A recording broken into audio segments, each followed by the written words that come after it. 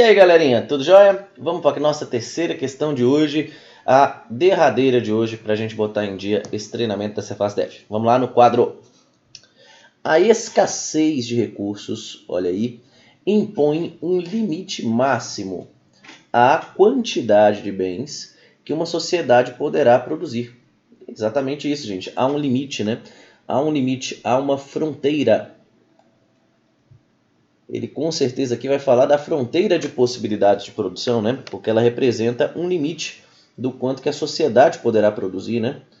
Aquela curvinha bacana que está expressa no seu edital, né? A curva fronteira de possibilidade de produção é uma curva com esse formatinho aqui, ó. Deixa eu até mudar de cor aqui. Uma curvinha com esse formato aqui, né? Formato côncavo. Olha lá, vamos ver o que ele vai falar. Situação conhecida como fronteira ou curva de possibilidades de produção. É isso mesmo, CPP. O formato côncavo, é esse formatinho aqui, né? Da curva de possibilidade de produção em relação à origem. É devido. Gente, é devido ao quê? Pessoal, bastante interessante isso aqui, né? Para você tentar descobrir a justificativa desse formato geométrico.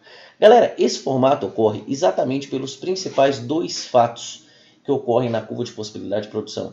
A curva de possibilidade de produção, ela diz que o custo de oportunidade, ou seja, aquilo que você abre mão de um dos bens, é cada vez maior para render cada vez menos a produção do outro bem. Certo? Em termos práticos, volta para cá. Ó, por exemplo, isso aqui eu estou produzindo alimentos e eu estou trocando por máquinas. Você vai, por exemplo, saindo desse ponto A para esse ponto B. Vamos colocar aqui, ó. Quando você sai, por exemplo, desse ponto A para o ponto B, você abre mão de um pouquinho de alimentos para conseguir bastante máquina, ó, proporcionalmente, né? Veja, no visual, né, a quantidade de máquinas é bem maior que a quantidade de alimentos. Depois, por exemplo, se você vai de B para C, você já abre mão de bem mais alimentos, olha lá, uma quantidade bem maior, para conseguir menos máquinas proporcionalmente. E depois você abre mão de bem mais alimentos para conseguir só um pouquinho de máquinas. Ou seja, essa curva claramente tem esse formato porque ela representa um custo de oportunidade crescente.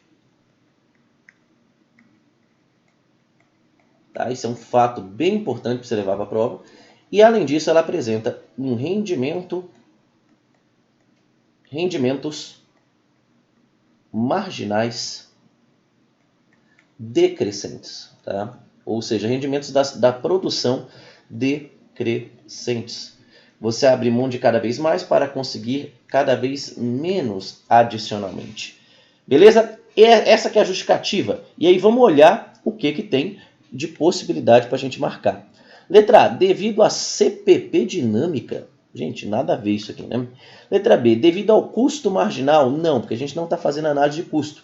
A gente está só trocando um bem pelo outro, tá bom? Letra C, a lei dos rendimentos decrescentes. Aqui, ó, palavra-chave, rendimentos decrescentes. E, de fato, os rendimentos marginais decrescentes representam uma lei de quanto mais você usa um determinado fator de produção, menos vai render. Quanto mais você emprega, por exemplo, trabalhadores na produção do bem, menos rende unidades adicionais. Essa que é a ideia da lei dos rendimentos decrescentes. Está perfeita a letra C. Volta para cá. Então, ele está falando a próxima, que é o pleno emprego dos recursos, não necessariamente, tá? Pleno emprego é todo ponto sobre a curva. Não necessariamente o formato dela vai mudar só por causa do pleno emprego, tá? Fora a letra D. E a letra E, a lei dos custos decrescentes, não existe lei dos custos decrescentes. O que existe é a lei dos rendimentos decrescentes. Resposta nossa, letra C. Belezinha, galera? Espero que você tenha entrado em dia aí junto comigo e a gente segue com esse treinamento a partir de amanhã, todo dia, aquela questão nova, aquela questão diferente que o CESP pode cobrar para você. Valeu, grande abraço!